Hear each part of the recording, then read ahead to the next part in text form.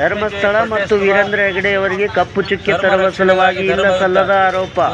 ಬೀದರ್ ಜಿಲ್ಲೆಯಲ್ಲಿ ಭಾರತೀಯ ಜನತಾ ಪಕ್ಷದಿಂದ ತಹಸೀಲ್ದಾರ್ ಮೂಲಕ ರಾಜ್ಯಪಾಲರಿಗೆ ಧರ್ಮಸ್ಥಳದಲ್ಲಿ ನಡೆದ ಸುಳ್ಳು ಆರೋಪಗಳಿಗೆ ಸೂಕ್ತ ತನಿಖೆ ನಡೆಸಿ ಸತ್ಯಾಸತ್ಯತೆ ಜನರಿಗೆ ಬಿಚ್ಚಿ ತೋರಿಸಬೇಕೆಂದು ಮನವಿ ಪತ್ರ ನೀಡಲಾಯಿತು.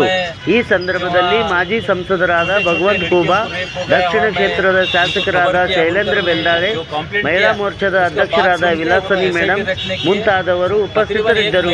ವರದಿ ಪ್ರಭು ಸೋನಿ, ಜೊತೆಗೆ ಕ್ಯಾಮರಾಮ್ಯಾನ್ ಅನಿಲ್ ಕುಮಾರ್. मिला वो उन्हें लेके आके तमिलनाडु से लाके दिए हाथ में लेके, वहाँ का मिट्टी को यहाँ का मिट्टी को मैच भी नहीं हो रहा हो. हर कोई लेके मैं लेके जाके यहाँ से लिया बोले तो कौन मानते.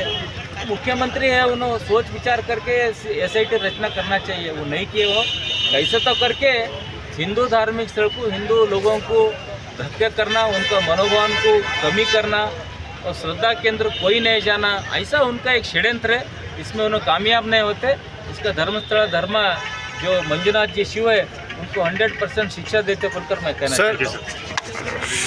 ಅತ್ಯಾಚಾರವೆಸಗಿದ್ದಾರೆ, ಅಲ್ಲಿ ಲಾಶಗಳಿವೆ, ಇಲ್ಲಿ ಬುರುಡೆ ಇದೆ ಅಂತ ಸುಮಾರು 1 ತಿಂಗಳದಿಂದ SIT ತನಿಖೆ ವರೆಸಿ ಈ ಹಿಂದೂ ಧರ್ಮಕ್ಕೆ ಅವರು ಏನು ಹೀನವಾಗಿ ನೋಡ್ತಾ ಇದ್ದಾರೆ. ನಿಜಕ್ಕೂ ಇಡೀ ನಮ್ಮ ಭಾರತ ದೇಶದ ಹಿಂದೂ ಜನತೆ ಯಾರು ಸುಮ್ಮನೆ ಕೂಡುವುದಿಲ್ಲ. ನೆನಪಿಟ್ಕೊಳ್ಳಿ, ಇದು ದಂಗೆ ಎದ್ದಿದರೆ ಇಡೀ ಭಾರತ ದೇಶ ಹಿಂದೂ ಧರ್ಮ ಒಂದಾಗಿ ಇವತ್ತು ತಮಗೆ ಹೀನವಾದ ಕೃತ್ಯವನ್ನು ನಮಗೆ ಎಸಗುತ್ತಾ ಇದ್ದೀರಂತ ನಾವು ಇವತ್ತು ಇನ್ನೂ ಸಹಿತ ಮುಂದುವರಿತೀವಿ ಅಂತ ಹೇಳ್ತಾ ನಾನು 2 ಮಾತು ಮುಕ್ತಾಯಗೊಳಿಸ್ತೀನಿ. ನಮಸ್ತೆ.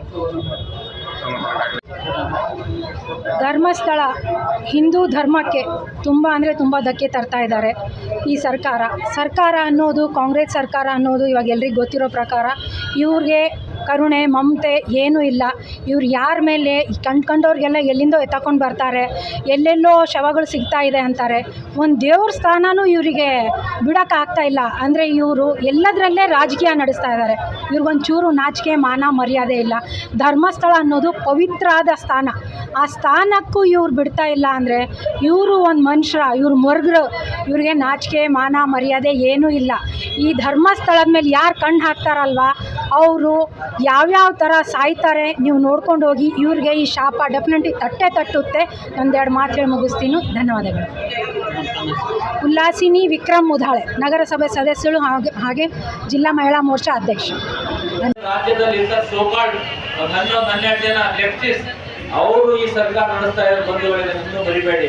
ಅವ್ರು ಒಂದೊಂದು ಯೋಜನೆ ಯಾವುದಾದ್ರೂ ಅವ್ರ ಮೇಲೆ ತೊಂದರೆ ಬಂದ್ರೆ ಇಶ್ಯೂ ಡೈವರ್ಟ್ ಮಾಡ್ತಾರೆ. ಯಾವುದೋ ಒಂದು ಇಶ್ಯೂ ಡೈವರ್ಟ್ ಮಾಡಿ ಇದನ್ನ ಮರಿಬೇಕಂತ ಯೋಜನೆ ಮಾಡ್ತಾ ಇರ್ತಾರೆ. ಇದಕ್ಕೆ ನಾವು ಜನರು ಯಾರು ಒಪ್ಪಾಡ್ದು, ಇದಕ್ಕೆ ನಾವು ಬೀದಿಗೆ ಇಳಿಬೇಕು. ಇನ್ನಷ್ಟು ಬೀದಿಗೆ ಇಳಿದು ಈ ಸರ್ಕಾರಕ್ಕೆ ನಾವು ಛೀಮಾರಿ ಹಾಕ್ಬೇಕಂತ ನಮ್ಮೆಲ್ಲ ಕಾರ್ಯಕರ್ತರಲ್ಲಿ ವಿನಂತಿ ಮಾಡ್ಕೋತೀನಿ. ನಾವು ಹೆಚ್ಚಿನ ಸಂಖ್ಯೆಯಲ್ಲಿ ಭಾಗವಹಿಸಿ ತಮ್ಮೆಲ್ಲರಿಗೆ ಶುಭವಾಗಲಿ. ಜೈ ಹಿಂದ್, ಜೈ ಕರ್ನಾಟಕ. ಭಾರತೀಯ ಜನತಾ ಪಕ್ಷದ ಹೋರಾಟಕ್ಕೆ, ಧರ್ಮಸ್ಥಳದ ಹೋರಾಟಕ್ಕೆ, ಧರ್ಮದ ನ್ಯಾಯಕ್ಕಾಗಿ, ಧರ್ಮಸ್ಥಳದ ವಿರುದ್ಧ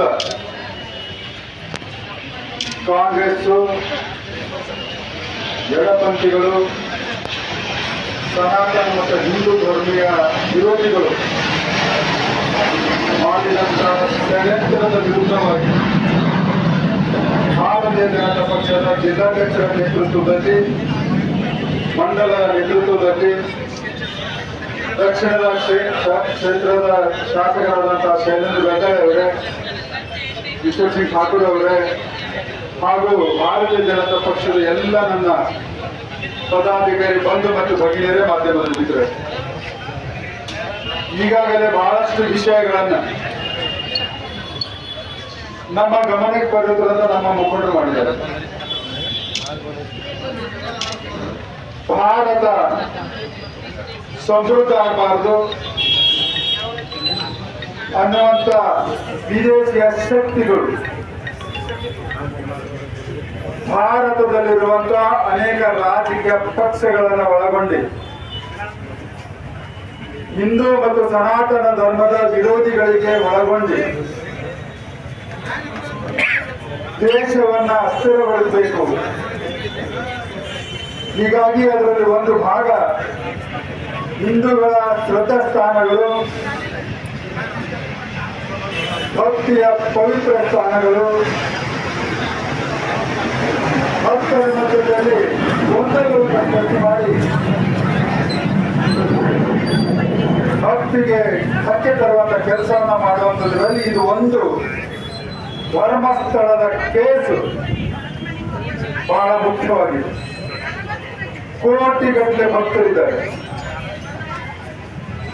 ಕೋಟಿಗಟ್ಟಲೆ ಭಕ್ತರ ಭಾವನೆಗಳಿಗೆ ವ್ಯವಸ್ಥಿತವಾಗಿ ಸಂಚನ್ನ ರೂಪಿಸಿ ಷಡ್ಯಂತ್ರದೊಂದಿಗೆ ಯಾವನೋ ಒಬ್ಬ ತಮಿಳುನಾಡಿನ ಚೆನ್ಮಯ ಅನ್ನುವಂತ ಮುಸುಕುಧಾರಿಯನ್ನ ಹಾಕಿ ಥರ್ಡ್ ಪಾಸ್ ತಂದಿಲ್ಲಿ ಕಂಪ್ಲೇಂಟ್ ಕೊಡಿಸಿದ ಮೇಲೆ ತಕ್ಷಣವಾಗಿ ರಾಜ್ಯದ ಮುಖ್ಯಮಂತ್ರಿಗಳು, ಕಾಂಗ್ರೆಸ್ ಹೈಕಮಾಂಡಿನ ಕೈಗೊಂಡಾದಂತಹ ಸಿದ್ದರಾಮಯ್ಯನವರು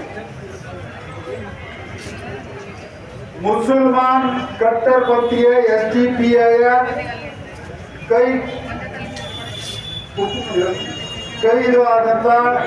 ಕೈಗೊಂಡಾದಂತ ಸಿದ್ದರಾಮಯ್ಯನವರು ತಕ್ಷಣವಾಗಿ SIT ಘಟಿತವನ್ನ ಮಾಡ್ತಾರೆ. ಕಾರಣ, ಇವತ್ತು ಅನೇಕ ವಿಷಯಗಳಲ್ಲಿ ಭಾರತೀಯ ಜನತಾ ಪಕ್ಷ ನ್ಯಾಯಪರವಾಗಿ ನಿಂತು ಮನವಿಯನ್ನು ಸಲ್ಲಿಸಿದ್ರು ಕೂಡ ಅದಕ್ಕೆ ಲೆಕ್ಕ ತಗೊಳ್ಳೋದಿಲ್ಲ. ಆದ್ರೆ ಎಡಪಂಥಿಗಳು, ಕಾಂಗ್ರೆಸ್ಸಿನ ಮುಖಂಡರು, ಹೈಕಮಾಂಡ್ ಹೇಳಿದ ತಕ್ಷಣ ಎಲ್ಲರೂ ತತ್ಕ್ಷಣವಾಗಿ ಮಾಡಂತ ಮುಖ್ಯಮಂತ್ರಿಗಳೇ ಭಾರತೀಯ ಜನತಾ ಪಕ್ಷ ವಿಕಾರವನ್ನ ಮಾಡ್ತಿದೆ.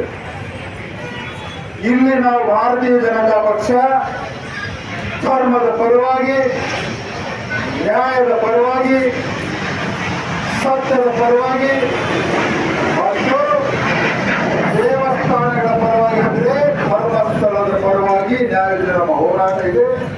ನಾವು ಈ ಹೋರಾಟದಲ್ಲಿ ಆ ಧರ್ಮದ ಮೇಲೆ ನಡೆಯುವಂತಹ ರಾಜಕಾರಣಿಗಳನ್ನ, ಆ ಎಡಪಂಥಿ ಮತ್ತು ಕಾಂಗ್ರೆಸ್ಸಿನ ಶಕ್ತಿಗಳನ್ನ, ಹಿಂದೂ ಧರ್ಮದ ಮತ್ತು ಭಕ್ತರ ಭಾವನೆಗಳಿಗೆ ತಪ್ಪಿ ತರುವಂತ ಶಕ್ತಿಗಳನ್ನ ಯಾವುದೇ ಕಾರಣಕ್ಕೆ ಸೋಲಿಸ್ತೀವಿ ಅನ್ನುವಂಥದ್ದನ್ನ ನಮ್ಮ ಸಂಘಟನೆ ಸಂಕಲ್ಪವಾಗಿದೆ. ಹೀಗಾಗಿ ಈಗ ನಮ್ಮ ರಾಜ್ಯಾಧ್ಯಕ್ಷರು ಕೂಡ ಮುಂಬರುವ ದಿನದಲ್ಲಿ ಈ ಕರ್ನಾಟಕದ ಕಾರ್ಯಕರ್ತರನ್ನ ಒಳಗೊಂಡು ಅಲ್ಲಿ ಒಂದು ಸಮಾವೇಶ ಮಾಡಬೇಕಾಗಿದೆ. ನಾವೆಲ್ಲರೂ ಆ ಸಮಾವೇಶದ ತಯಾರಿಯನ್ನ ಮಾಡೋಣ. ಈಗ ತಹಸೀಲ್ದಾರ್ ಮುಖಾಂತರ ಮನವಿಯನ್ನ ನಮ್ಮ ಜಿಲ್ಲಾಧ್ಯಕ್ಷರು, ಒಂದು ಮಂಡಲ, 2 ಮಂಡಲ ಅಧ್ಯಕ್ಷರು, 3 ಮೇಡಮ್ ಈ ಕಡೆ ಬರ್ರಿ ಸ್ವಲ್ಪ. ಹಾಂ